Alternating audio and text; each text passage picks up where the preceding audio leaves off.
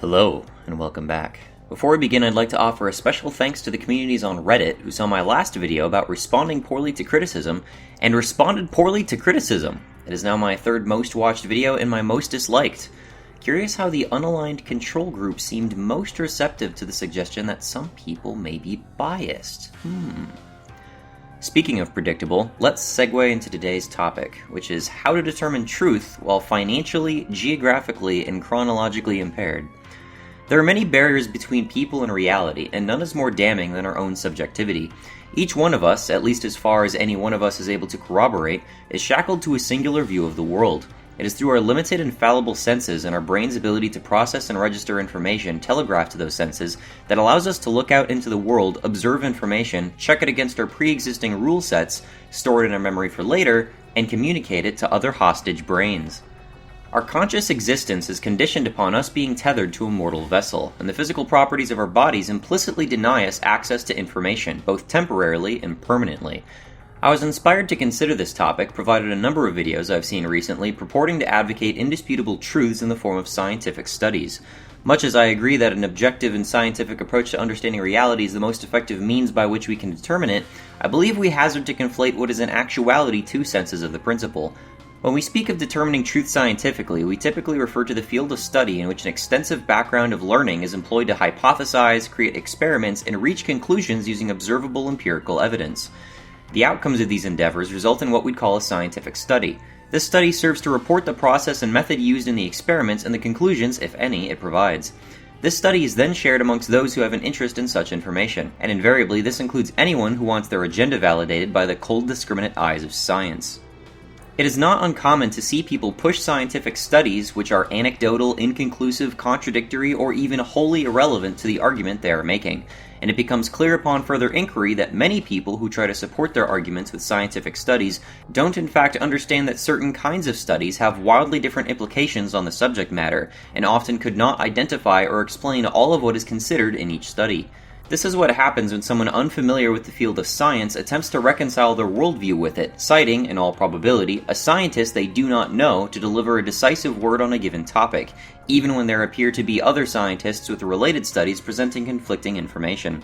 This is what is called an appeal to authority. Someone is taken to be an expert on a subject, and on that merit is deferred to in matters of determining what is true, despite the fact that their authority alone does not render what they say true. Any two people offering studies they don't understand to support their competing arguments are ultimately committing the argument from authority fallacy, and neither can be said to be winning the argument. This isn't the only occasion in which debate comes to a standstill, though. If one party were to present a scientific study to support their arguments, and the other party does not understand the field of study it concerns, then it doesn't matter whether the argument does in fact support the argument or not, because save a blind concession, there is no reason to accept it as compelling evidence, when it itself refers to still other unseen evidence. This illustrates the metaphorical wall that hampers our ability to determine truth. I may explain to you the process by which a virus may reproduce in blood tissue, but how do you know what I'm saying is in fact true before you visit a controlled lab, look in the microscope yourself, and learn to distinguish the virus from everything which surrounds it? Could you even afford to? Are you even capable of knowing enough to do so in any given field? As I said before, there are physical limitations on our ability to learn, and we simply cannot store the gargantuan wealth of information that would be needed to personally observe and understand every facet of the world we could call into question, let alone the resources we would need to marshal to do so. Our ability to learn isn't merely limited by our brains or bank account either. How can you truly know what happens outside your country without being there? What about your state, your city, your town, your room? Can you even know what happens behind your back? What about back in time? You'll never be able to observe history as it occurred, so how can you trust any source to tell you it happened the way it did without succumbing again to the appeal to authority fallacy? I allowed you to assume a few things when you walked in here today. I fooled you on both of them. Yeah. I allowed you to make assumptions from your observations. I was introduced from this podium. This microphone was used, but this microphone is not functioning. And I can't see you. I don't know what you look like because I'm not wearing glasses. I am wearing frames. You assumed automatically that there were lenses in those frames. Why not? Why would anyone wear simple frames? Not very likely. Someplace in here, I have the real glasses. There we are. Oh my God. Yes. I'm seeing you for the first time. Folks, we all make assumptions. If we don't, we become catatonic. But we've got to be very careful about what assumptions we make and don't make. Here is where I advocate adopting an objective and scientific approach in the second sense. Even though we'll never have the means to determine the absolute truth of any given claim, statement, or proposition, we can reach ontologically relative truths, or epistemologically objective truths. What this means is while we acknowledge the barrier which impedes our ability to know a thing for absolutely certain, we come to know things within a reasonable degree of certainty. This is what Jordan B. Peterson in his debate with Sam Harris would describe as a provisional truth. It is something which is taken to be accepted as fact until the foundations upon which that truth is established have been compromised. We never come into contact with naked truth. All we have is our conversation and our tools of augmenting our conversation, scientific instruments and otherwise. And all we really have, the currency of truth, is whatever successfully passes muster in a conversation. This procedure for discerning truths entails adopting certain scientific principles, basic laws of logic, and a range of algorithmic tools and philosophical razors for deconstruction, all of which mitigate our risks for being wrong and succumbing to conspiracy theories. This risk is inversely proportional to our understanding and coherent application of such techniques. Here I will attempt to explain some of them, but please do bear in mind that this is by no means a complete list or an extensive breakdown, and I'll provide links in the description for further reading. Suffice it to say, the more you know, the better off you'll be. Learning is by far the most important scientific principle in determining truth. It is the means by which we acquire truth, and anyone who is unwilling or unable to learn will be blind to evidence and deaf to reason.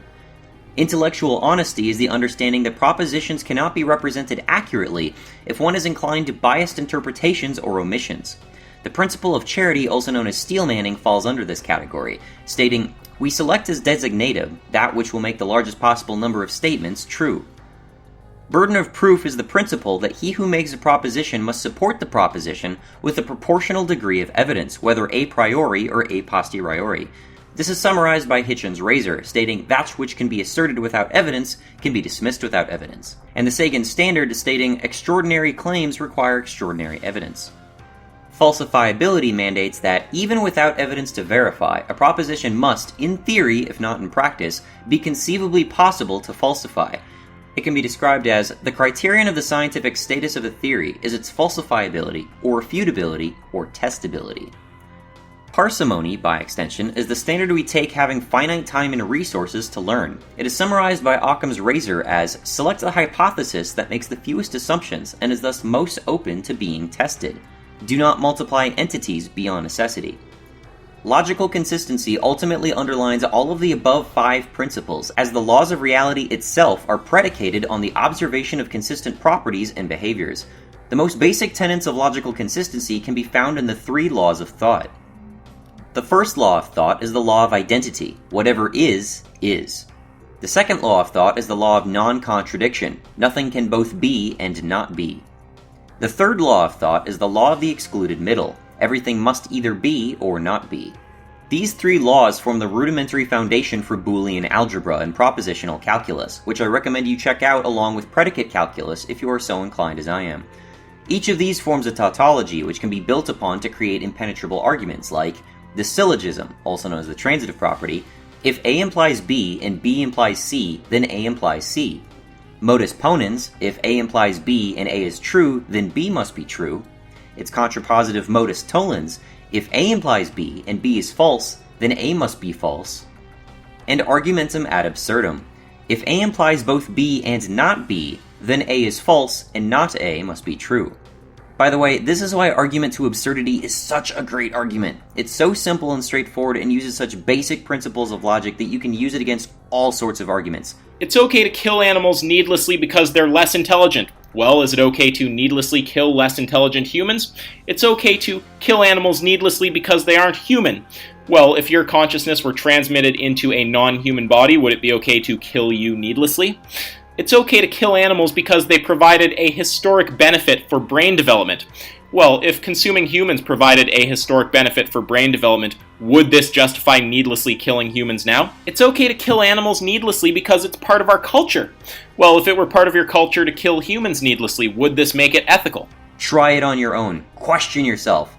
Seriously, people should really be in the habit of thinking about the precedents they set by the propositions they make. Now, I could get into logical fallacies, but this video is already overlong, so I'll just list some outstanding ones to watch out for. Get those memorized and you'll be armed to engage most debates. It wouldn't hurt to read up on cognitive biases too. In-group bias is a particularly nasty one.